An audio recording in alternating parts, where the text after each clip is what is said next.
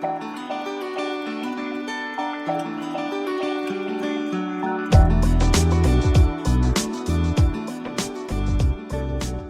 of the most frequently heard justification for the attack on personal liberty is the pursuit of flimsy notions of social justice.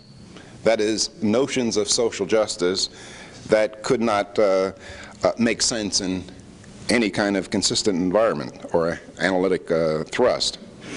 Now allow me to establish what I consider to be the first principles of social justice. And the first principle, if you pay any attention to John Locke and others, von Humboldt and Goethe, is that each of us fully owns himself. That is, no one has the right to own another individual. Now, if we accept self-ownership as a first principle, then certain standards of moral conduct necessarily follow. Among the shall nots in moral conduct or in conduct are murder, kidnap, rape, theft, and any other act that violates individual ownership rights. Now, most Americans have little difficulty in accepting these requirements of self-ownership, at least superficially.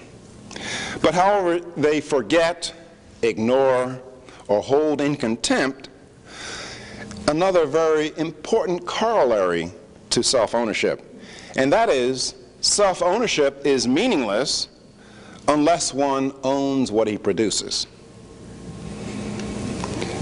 In the extreme, if someone else owns all of what you produce, then self-ownership is meaningless.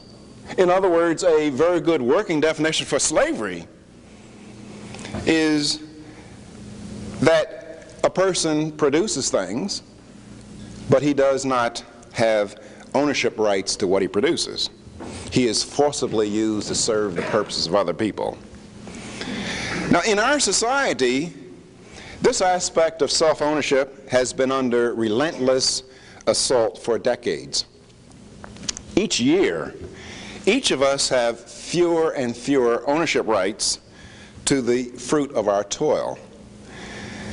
And this can be seen through several estimates giving the amount of time that we toil to pay federal, state, and local taxes.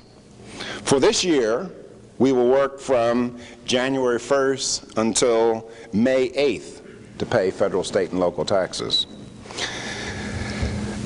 That means that we do not have ownership rights for over 4 months of our productive output.